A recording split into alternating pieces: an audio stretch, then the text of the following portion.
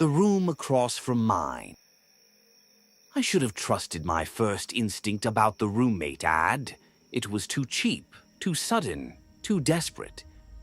But rent was crushing me, and the city didn't care if I drowned.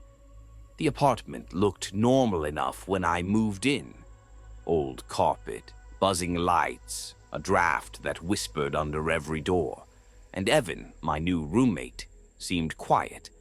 A bit too quiet, pale, wiry, always wearing long sleeves even in the heat, and he spoke like every word cost him something. But I ignored it. I needed the place. The first night. I woke up around 2:40 a.m. to a soft creaking sound, not footsteps.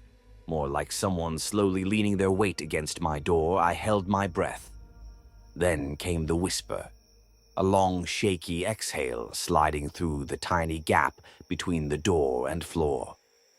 As if someone was lying on the ground, breathing into my room, I stayed frozen until the sound drifted away.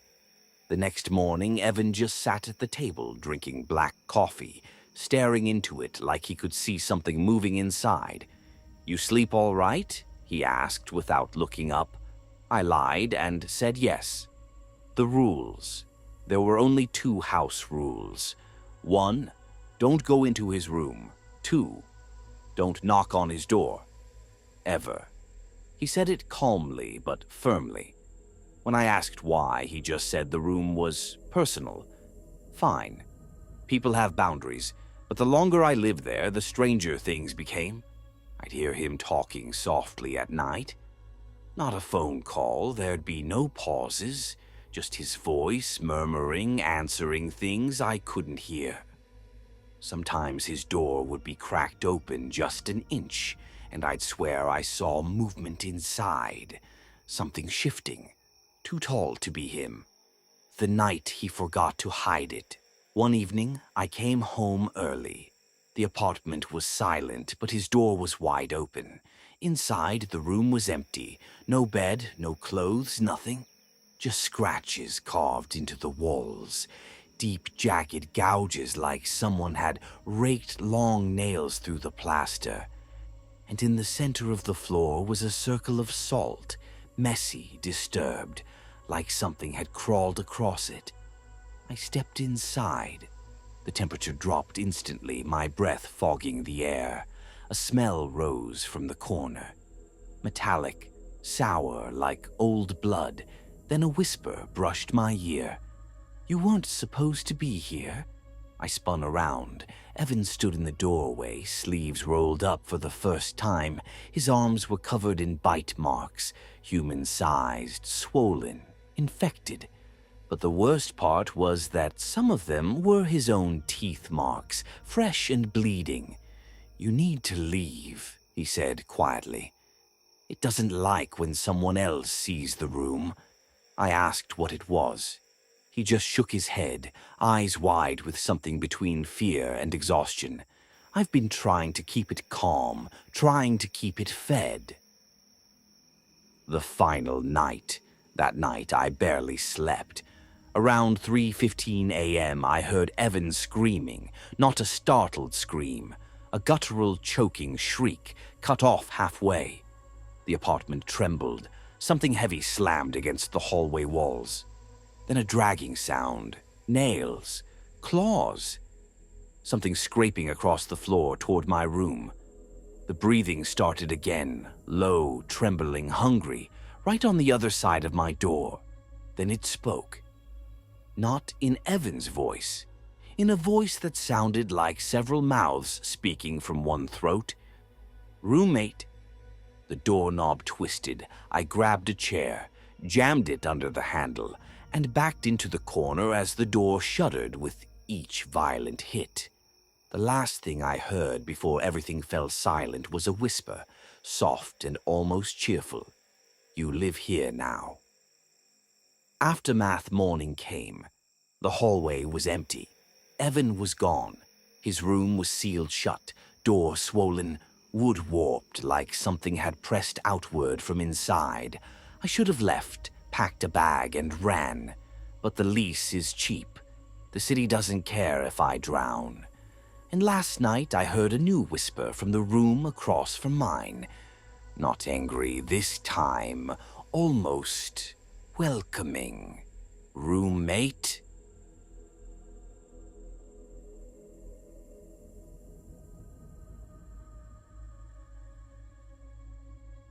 The roommate I never chose. I didn't realize how quiet the apartment had become until I heard the footsteps again.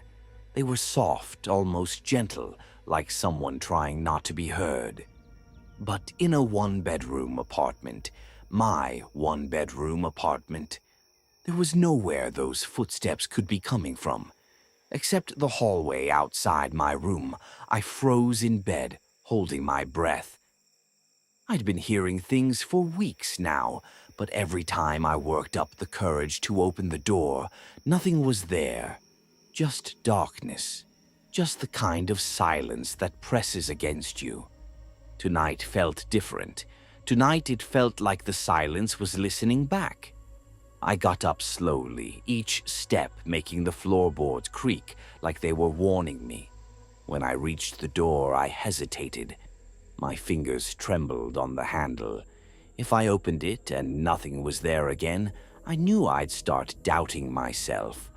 But if something was there, I twisted the handle and pulled. The hallway was pitch black. My light didn't reach far, but I heard a sound, something shifting, dragging, like cloth scraping against the wall. It came from the living room. My heart hammered. I took a step forward, then another. The air felt colder out there, heavier. I reached for the light switch. The moment the lights flicked on, I felt it, a presence behind me, standing too close. I didn't turn around, I couldn't. I felt warm breath on the back of my neck, slow and deliberate. It wasn't human. Or maybe it was, but twisted in a way a human shouldn't be. My phone buzzed suddenly, vibrating in my pocket. A text message. I forced myself to look. From unknown number, stop, turning the lights on. You're waking him up. I dropped the phone and stumbled backward, hitting the wall. The lights flickered violently, then went out completely. The room sank into total darkness, and the footsteps, the ones I'd been hearing for weeks, began circling me, slow, excited, eager. I realized then that I wasn't living alone. I never had been. Someone, something, had been sharing the apartment with me the whole time, watching me, studying me, waiting for me to trust the silence. A hand brushed against my ankle, and then another wrapped around my wrist. As the darkness swallowed me, I understood the truth I had been trying so hard to ignore. I wasn't dealing with a haunting. I wasn't losing my mind. I was living with a roommate I never chose. One who didn't want to kill me, just keep me forever.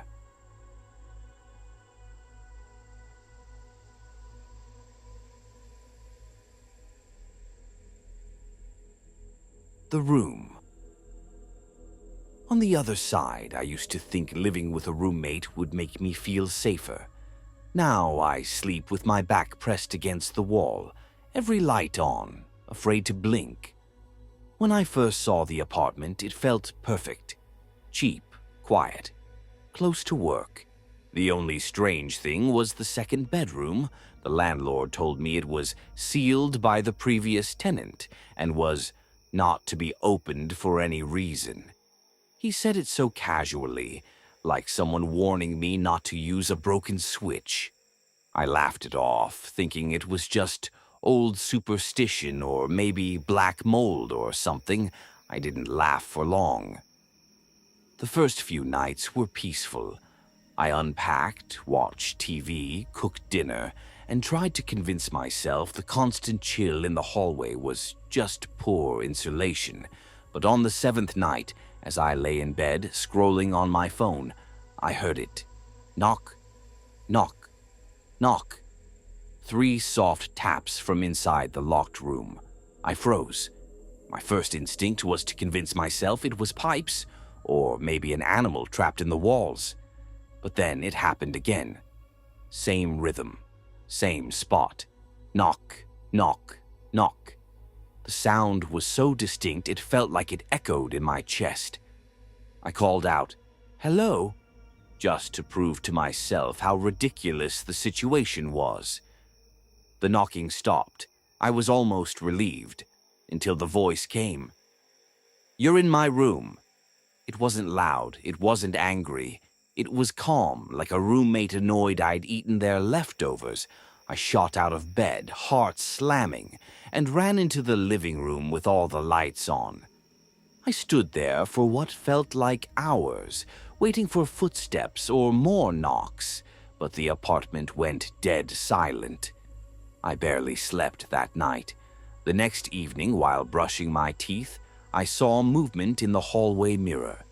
Not a full figure, more like a tall shadow gliding past the locked room door. I spun around, toothpaste dripping down my chin. Nothing there, still. I felt watched. At 3:17 a.m., I woke to a subtle click. My bedroom door was slowly drifting open. No sound, no footsteps, just the door easing inward, as if nudged by something careful, gentle, curious. I grabbed my phone and shined its flashlight into the hallway. The beam didn't reach far, but in that cone of light I saw something that haunts me even now.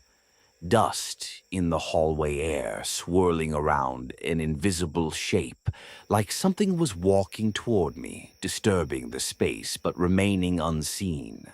I shut the door so fast I nearly tore the handle off, threw my dresser in front of it, pressed my ear against the wood. That's when I heard it breathing. Not human breathing, wet heaving, like lungs expanding and collapsing in slow, painful drags. Then it spoke again, muffled but unmistakable, through the crack at the bottom of the door. "If you stay quiet, you can stay." I didn't sleep, I couldn't. By dawn, I mustered the courage to check the hallway. The locked room door was wide open. Inside, the room was pitch black. The walls looked wet, like moisture was seeping out of them. A smell, like old soil and something metallic, filled the air. My eyes strained to adjust, searching for movement, for someone crouched in a corner. Then something moved. Tall. Wrong. Too long. I slammed the door shut before I could see its full shape. I spent the whole day listening to the creature pace inside that room. Sometimes it dragged its fingers down the walls, slow, deliberate. Sometimes it gave a soft laugh like it was practicing how humans sound. And twice, I heard it whisper my name, perfectly mimicking my own voice. Now it's 11:49 p.m. I've packed everything I can carry. The rest I'm leaving behind. As I'm writing this, the pacing stops. The hallway outside my bedroom falls silent. Then, knock, knock. 2 taps on my door, followed by a whisper so close it vibrates through the wood. "Don't go, I hate being alone." The doorknob is turning, and something is breathing on the other side.